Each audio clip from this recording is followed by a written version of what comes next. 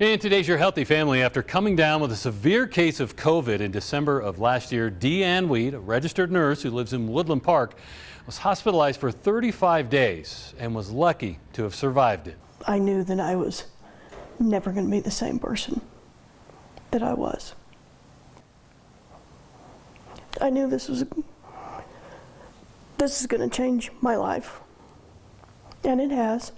As soon as DeeAnn felt like she could return to nursing in the operating room, something she's passionate about, she gave it a go. Last March, I tried to go back to work, but I don't have the energy, the lung capacity to push the gurneys. I can't move patients really well. When I put the patient in the room, move them into the room, I need oxygen more than the patient does. Anesthesia keeps looking at me like, I've got oxygen if you need it. And everybody at work was great. They tried to help me, but that only goes so far. And I just can't move fast enough. The OR is a very fast-paced, high stress. I just couldn't keep up with them at all. So they're looking for another job for me. But I just couldn't keep up. So I had to stop working. I couldn't work in the OR anymore, which that alone was devastating. It has been my world for 17 years now.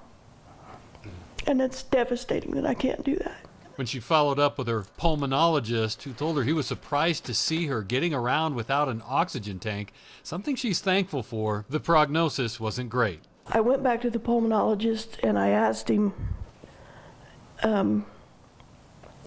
when is my lung going to get any better? When am I going to be able to breathe any better? He said, you're not.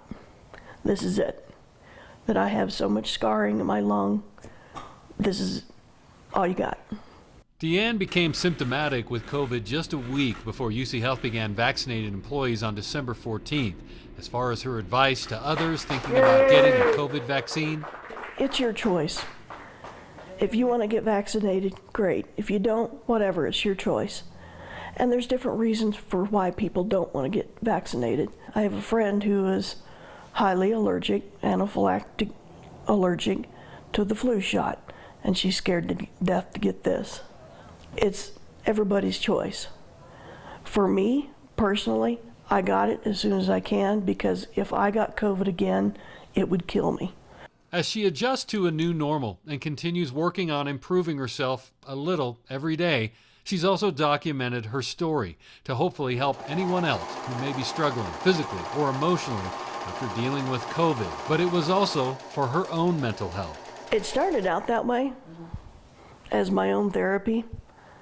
I have a lot of combat PTSD, and that's one of the many years of therapy that I've gone through was journaling. So I started out that way. Other people that are going through this, I would highly suggest journaling. But now that the story is written, put it out there. I don't care. I want everybody to read this and realize, just keep breathing. That's what it's all about. Just keep breathing, no matter how bad it is. I spoke with DeeAnn this week. She's rehabbing from knee replacement surgery she recently had. She continues to make a slow recovery when it comes to getting her lungs back to normal. She's still on the lookout for a nursing job, less physically demanding, but says in the meantime, she is enjoying the extra time at home with her husband and son.